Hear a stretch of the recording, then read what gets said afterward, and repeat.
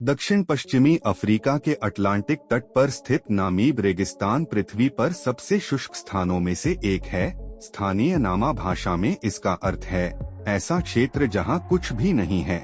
यह मंगल ग्रह जैसा परिदृश्य जिसमें ऊंचे रेत के टीले, उबड़-खाबड़ पहाड़ और बजरी के मैदान हैं, 3 देशों में लगभग 81,000 वर्ग किलोमीटर तक फैला हुआ है।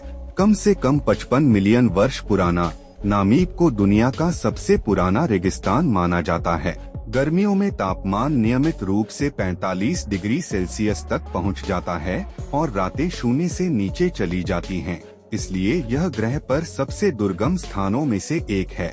फिर भी समय के साथ प्रजातियों की एक चौंका देने वाली संख्या ने इस शुष्क आश्चर्य को अपना घर बनाने के लिए अनुकूलित किया है और इस प्रक्रिया में एक विचित्र भूआकृति घटना का निर्माण किया है जो विशेषज्ञों को अभी भी हैरान कर रही है। नामीब रेगिस्तान दक्षिणी अंगोला से नामीबिया होते हुए उत्तरी दक्षिण अफ्रीका तक 2000 किलोमीटर से ज्यादा तक फैला हुआ है, जहां से यह नाटकीय रूप से समुद्र में गिरता है। सिलिका का यह अंथीन समुद्र नामीबिया के अटलांटिक तट से पूर्व की ओर फैला हुआ है, जो दक्षिणी अफ्रीका के ग्रेट एस्केर्पमेंट के किनारे तक 160 किलोमीटर की दूरी तक फैला हुआ है। नामीब के सबसे शुष्क भागों में प्रति वर्ष औसतन केवल 2 मिमी वर्षा होती है। कुछ वर्षों के दौरान रेगिस्तान के कुछ हिस्सों में बिल्कुल भी वर्षा नहीं होती, लेकिन जैसे कि मृगतृष्णा से बाहर आकर ओरिक्स, स्प्रिंगबॉक, चीता, लकड़बग्घा, शुतुरमुर्ग और जेब्रा जैसे जानवर जो इन कठोर परिस्थितियों में जीवित रहने के लिए अनुकूलित हो गए हैं, रेगिस्तान में इधर उधर भागते हैं। शुतुरमुर्ग अपने शरीर का तापमान बढ़ाकर पानी की कमी को पूरा करते हैं। हार्टमैन के पर्वतीय जेब्रा कुशल पर्वतारोही हैं, जिन्होंने रेगिस्तान के उबड़-खाबड़ इलाकों के लिए खुद को अनुकूलित कर लिया है और ओरिक्स कंदमूल जैसे जल समृद्ध खाद्य पदार्थ खाकर कई सप्ताह तक बिना पानी पिए जीवित रह सकते हैं।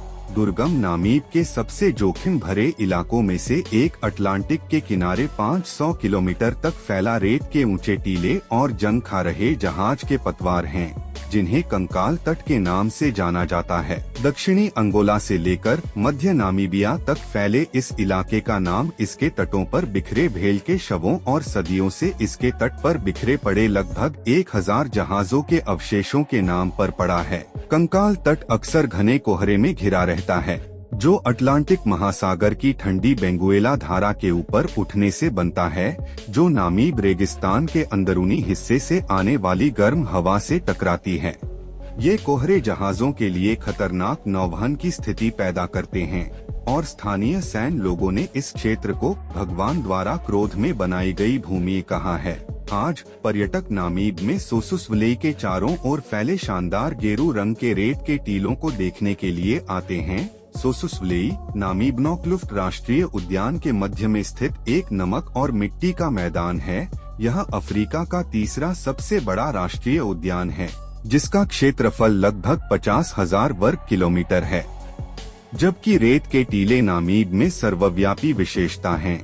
आसपास के सोसुसवेली में विशेष रूप से गहरा नारंगी रंग है। यह रंग वास्तव में जंग है और रेत में लोहे की उच्च सांद्रता के परिणामस्वरूप ऑक्सीकरण प्रक्रिया का संकेत है। इस क्षेत्र में स्थित टीले दुनिया के सबसे ऊंचे टीलों में से कुछ हैं। कई टीले 200 मीटर से अधिक ऊंचे हैं। नामीब के कई अजूबों में से इसकी सबसे दिलचस्प विशेषताओं और सबसे बड़े रहस्यों में से एक भूआकृति संबंधी घटना है, जिसे परिमंडल के रूप में जाना जाता है। कभी कभी परिवलय कहे जाने वाले घास की एक ही प्रजाति से घिरे रेत के ये बंजर पैच पूरे नामीब रेगिस्तान में पाए जाते हैं और दशकों से विशेषज्ञों को हैरान करते रहे हैं।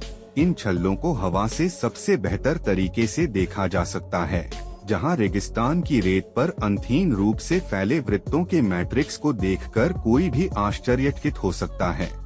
नामीब के समतल बजरी के मैदानों और रेगिस्तान के टीलों दोनों में पाए जाने वाले परी के छल्ले दोनों ही इलाकों में अपने लगभग पूर्णतया गोलाकार आकार को बनाए रखते हैं। मध्य नामीब में ये घेरे 1 मीटर से लेकर 6 मीटर व्यास के होते हैं, जबकि उत्तर पश्चिमी नामीबिया में ये लगभग 4 गुना बड़े होते हैं और 25 मीटर तक चौड़े हो सकते हैं। ये घेरे स्थानीय नामीबियाई लोगों को लंबे समय से ज्ञात हैं। स्थानीय हिम्बा लोगों का मानना है कि ये आत्माओं के कारण बनते हैं और ये उनके देवता मुकुरु द्वारा छोड़े गए पैरों के निशान हैं। और दोस्तों, आपको बता दें कि स्थानीय लोगों का मानना है कि ये रहस्यमयी घेरे यूएफओ या रात में नाचने वाली परियों के कारण बनते हैं। आज तक इन अजीबोगरीब चक्रों के स्रोत के बारे में कोई सार्वभौमिक रूप से स्वीकृत सिद्धांत नहीं है। रेगिस्तान के बीचों बीच स्थित सुदूर अनुसंधान केंद्र गोबाबेब नामीब अनुसंधान संस्थान में कीट विज्ञानी यूजीन मारेस ने बताया कि दो प्रमुख सिद्धांत नामीब में पानी की कमी से उत्पन्न हुए हैं। कुछ शोध बताते हैं कि ये घेरे दीमकों के कारण बनते हैं, जो जमीन से पानी और पोषक तत्वों को इकट्ठा करने के लिए ये घेरे बनाते हैं। भूमि से वनस्पतियों को साफ करके दीमक मिट्टी में बंजर जगह बनाते हैं, जिससे बारिश का पानी धरती में गहराई तक रिसता है।